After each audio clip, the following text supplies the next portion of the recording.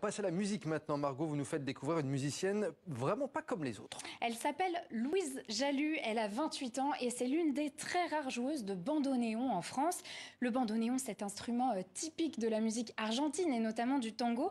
D'ailleurs, Louise Jalut a décidé de s'attaquer au maître en la matière, Astor Piazzolla. Avec 3 musiciens, elle réinvente ses tubes et je suis allée à sa rencontre avec Guillaume Gouet.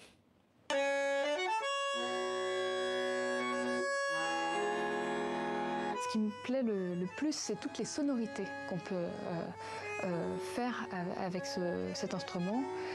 On a des sons très graves, comme des sons très aigus. On peut utiliser tout un tas de modes de jeu. Il ressemble un peu à une sorte de gros poumon. En fait, c'est notre souffle. Et donc, on vibre vraiment avec lui. C'est un peu comme un chanteur, comme notre voix.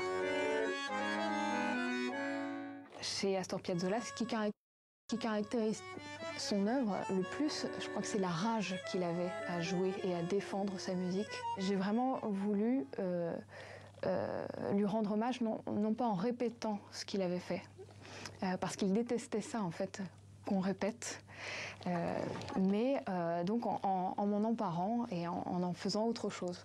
Alors par exemple dans Libertango, qui est vraiment le tube le plus connu de Astor Piazzolla, avec Bernard Cavana, avec qui j'ai aussi collaboré à l'ensemble des arrangements, on a décidé d'enlever une croche au thème. Et on en a fait un morceau en 7 temps, au lieu qu'il soit en 8.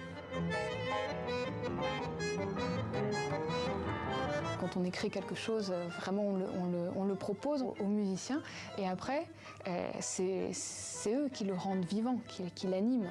Et ce qu'il y a beaucoup dans le tango, c'est-à-dire qu'en fait on ne joue pas ce qui est écrit exactement à la lettre. On s'en empare tout de suite et on part dans l'improvisation par rapport à l'écrit tout de suite. Le moment où vraiment tout se concrétise, c'est devant le public. Et c'est vraiment sur la scène et c'est à ce moment-là seulement que naît le morceau qu'on a imaginé.